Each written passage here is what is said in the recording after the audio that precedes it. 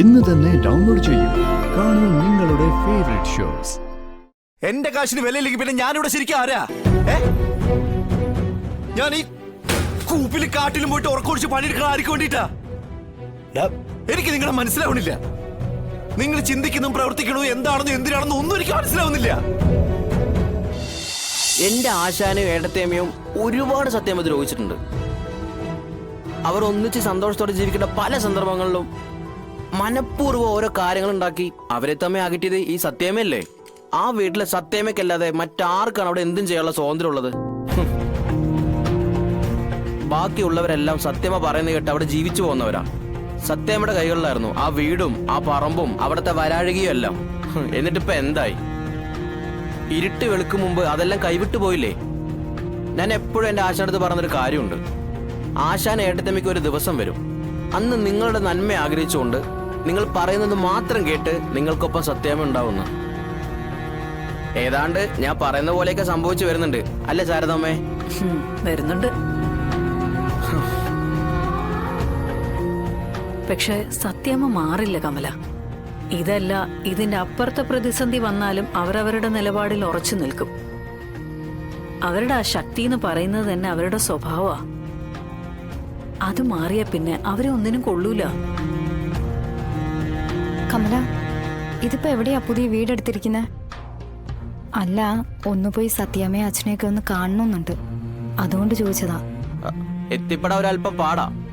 Lorry മുതലാളി സുബേർക്കടെ പഴയ വീട് അന്വേഷിച്ചാ മതി. അല്ലെങ്കിൽ അവിടേക്ക് ഇറങ്ങുന്ന ദിവസം എന്നെ വിളിച്ചാ മതി, ഞാൻ വഴി പറഞ്ഞു തന്നോളാം.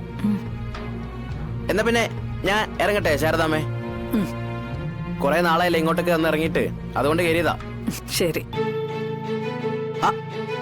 ഭക്ഷണം മുഴുവൻ കഴിച്ചു കഴിഞ്ഞ് ഈ മിഠായി കൂടെ അങ്ങ് കഴിക്കണം.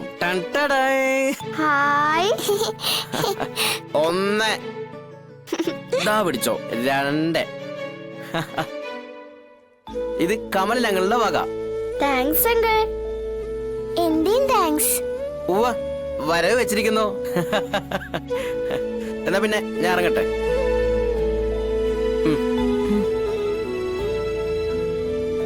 ടാറ്റ കമൽ അങ്കിൾ. ടാറ്റ.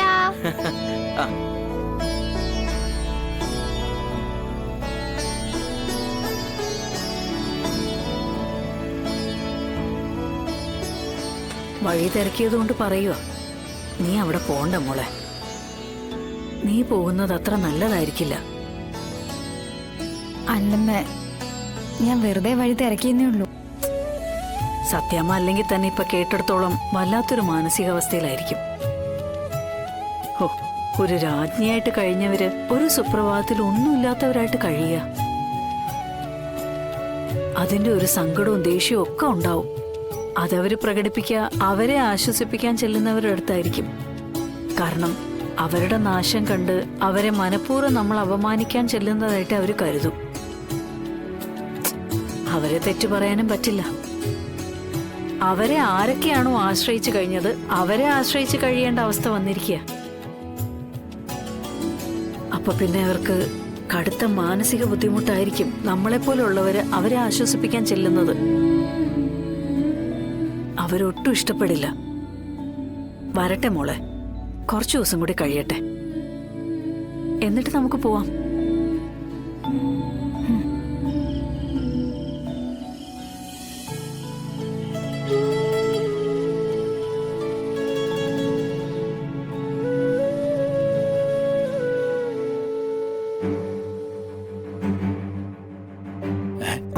ഈ രാത്രി നീ അവിടെ പോടാ?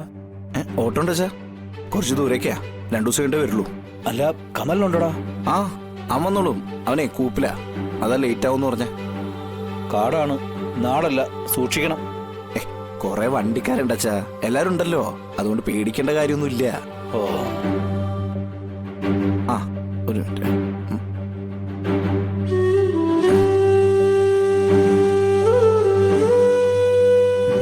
ആ, അല്ലെങ്കിൽ എന്തെങ്കിലും ആവശ്യം വന്നല്ലോ. ഇതാ, ഇത് വെച്ചോളൂ. എന്താ ഇത്?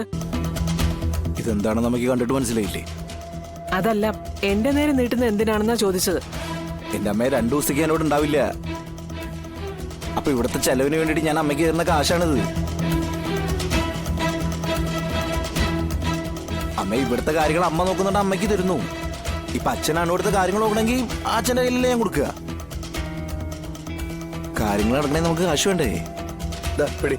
എന്നാ ഇവിടുത്തെ കാര്യങ്ങൾ നടന്നു പോകാൻ എനിക്ക് നിന്റെ ഈ കാശ് വേണ്ട. നീ എന്തൊക്കെ ഭാമ ഈ പറയുന്നേ? ഇവിടുത്തെ കാര്യങ്ങൾ നോക്കി നടത്തേണ്ട അവനല്ലാതെ ആരാ? നമ്മുടെ മോനില്ലേ? നമ്മുടെ ചെലവിനുള്ള കാശ് അവൻ തരുന്നതേ. അത് തരാനുള്ള അവകാശം അവനും, അത് വാങ്ങി ചെലവാക്കാനുള്ള അവകാശം നിനക്കും ഉണ്ട്. അങ്ങനെയല്ലല്ലോ ഇത്രയും കാലം കഴിഞ്ഞത്.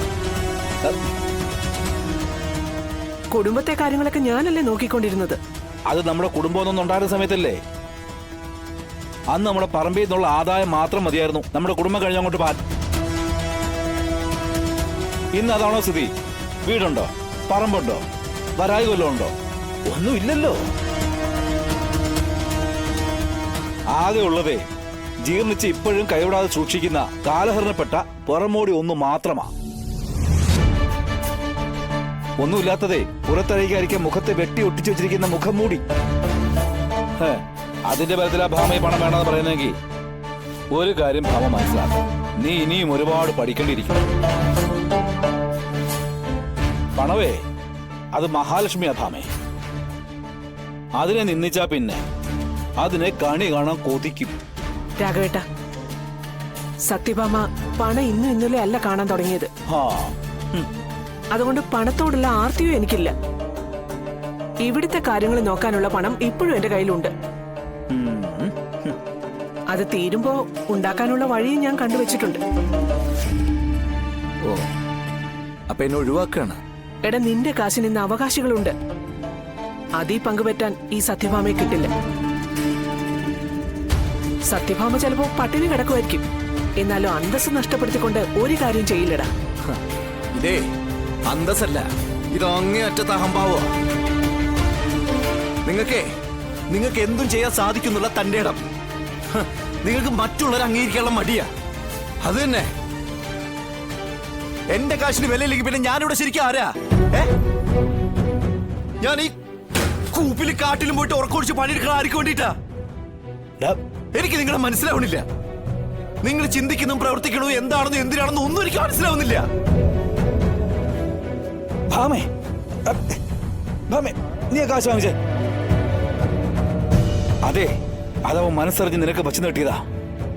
ഈ കാശ് നീ എത്ര നിഷേധിച്ചാലും ഒരിക്കൽ നീ അതിനു വേണ്ടി ആഗ്രഹിക്കുന്നൊരു നിമിഷം വരും. 1 രൂപയ്ക്ക് വേണ്ടി തെണ്ടിയെടുക്കുന്ന ഒരു ദിവസം വരുമെന്ന് അന്ന് ഈശ്വരൻ നിന്നെ കൊണ്ട് പറയിപ്പിക്കും. നീ ഇപ്പൊ കാണിക്കുന്നതിനെല്ലാം അന്നേ നീ പഠിക്കത്തുള്ളേ. അന്നേ നീ ഇതിനെല്ലാം പ്രായശ്ചിത്വം ചെയ്യൂ.